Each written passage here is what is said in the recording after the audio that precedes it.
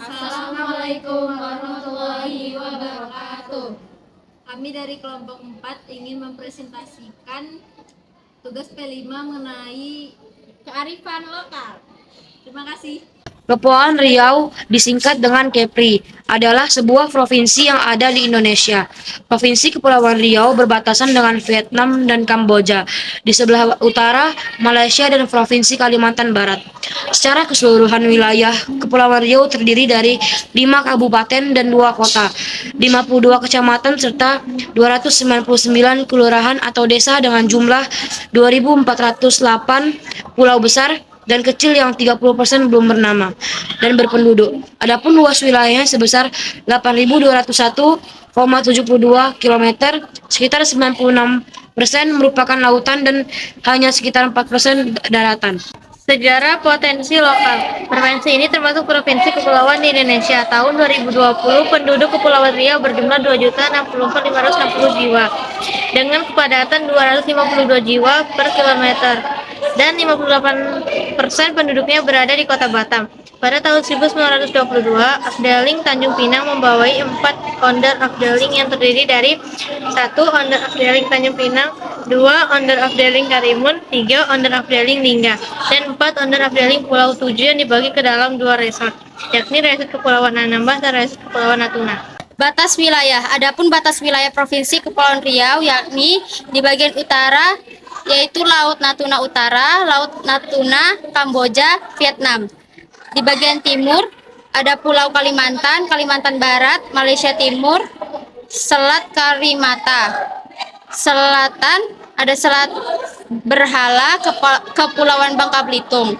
Di bagian barat ada Pulau Sumatera, Riau, Jambi, Malaysia Barat, dan Singapura.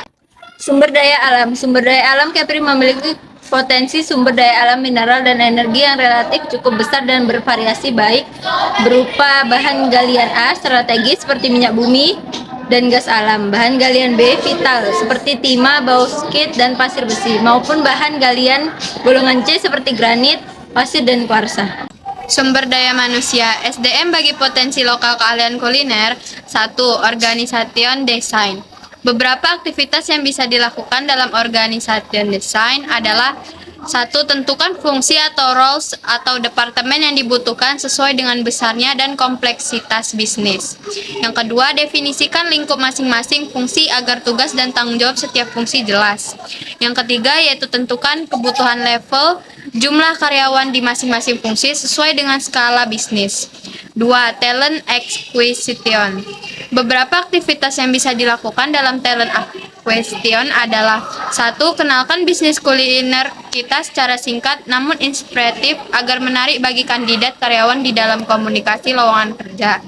2. Perjelas offering dan juga kualifikasi yang dibutuhkan secara spesifik sesuai dengan kebutuhan bisnis. 3. Komunikasikan kebutuhan rekrutmen yang menarik melalui channel yang tepat, cari forum komunikatif, network, dan media sosial yang tepat. 3. Reward.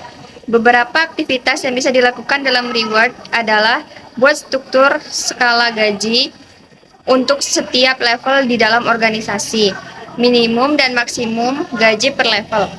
Gunakan salary band sebagai cara untuk menghargai kinerja karyawan. Review salary dan promosi secara teratur, minimal 1 tahun sekali. 4. Talent development. Beberapa aktivitas yang bisa dilakukan dalam talent development adalah: buat training program sesuai dengan kebutuhan masing-masing karyawan dengan jadwal yang reguler. Rencanakan program pengembangan karyawan dan jenjang karirnya termasuk identifikasi succession plan. 3. Beberapa aktivitas yang bisa dilakukan dalam talent development dan retention adalah: buat training program sesuai dengan kebutuhan masing-masing karyawan dengan jadwal yang reguler. Rencanakan program pengembangan karyawan dan jenjang karirnya termasuk identifikasi succession plan.